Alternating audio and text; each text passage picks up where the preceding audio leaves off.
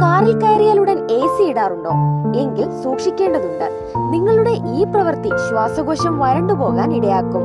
കാറിൽ കയറിയാലുടൻ AC ഓണാക്കുന്ന ശീലമുള്ളവരാണ് നമുക്ക് ചുറ്റിലുമുള്ളത്. പുറത്തെ പൊള്ളുന്ന ചൂടിൽ നിന്ന് ആശ്വാസം എന്ന നിലയിലാണ് എല്ലാവരും ഈ രീതിയെ കാണുന്നത്. എന്നാൽ ആശ്വാസം തേടിയുള്ള പ്രവൃത്തി നിങ്ങളുടെ ശ്വാസകോശാരോഗ്യത്തിന് എത്രത്തോളം ഹാനികരമാണ് എന്ന് നിങ്ങൾക്കറിയാമോ? കാറിലേക്ക് പ്രവേശിച്ചാലുടൻ വിൻഡോ ഗ്ലാസ് താഴ്ത്തി 5 മിനിറ്റ് നേരം കാത്തിരിക്കൂ.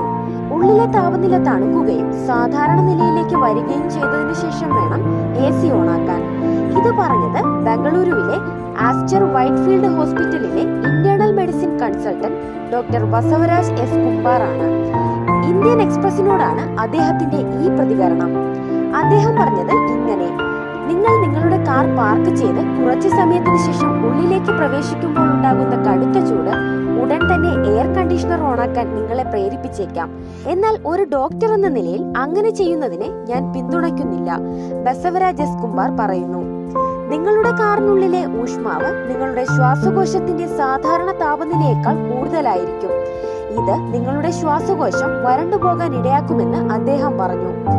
പൊടി അലർജിക്ക് സാധ്യതയുള്ള ഒരാളാണ് നിങ്ങളെങ്കിൽ സ്ഥിതി വഷളാക്കുകയും ചെയ്യും. കാറിനുള്ളിലെ വായു വരണ്ടതു മാത്രമല്ല, പൊടിയും നിറഞ്ഞതാണ്. AC വെന്റുകൾ പതിവായി വൃത്തിയാക്കിയില്ലെങ്കിൽ പൊടി അടിഞ്ഞുകൂടാനുള്ള സാധ്യത വർദ്ധിക്കും.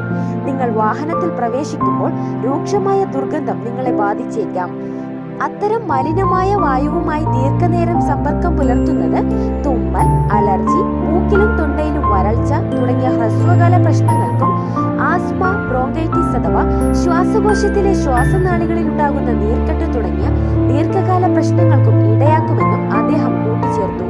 നിങ്ങൾ അറിഞ്ഞിരിക്കാൻ, ഒരു വാഹനത്തിനുള്ളിലെ വായുവിന്റെ ഗുണനിലവാരം നിങ്ങൾ ഉപയോഗിക്കുന്ന കാറിന്റെ ബ്രാൻഡിനെ ആശ്രയിച്ചിരിക്കുന്നു.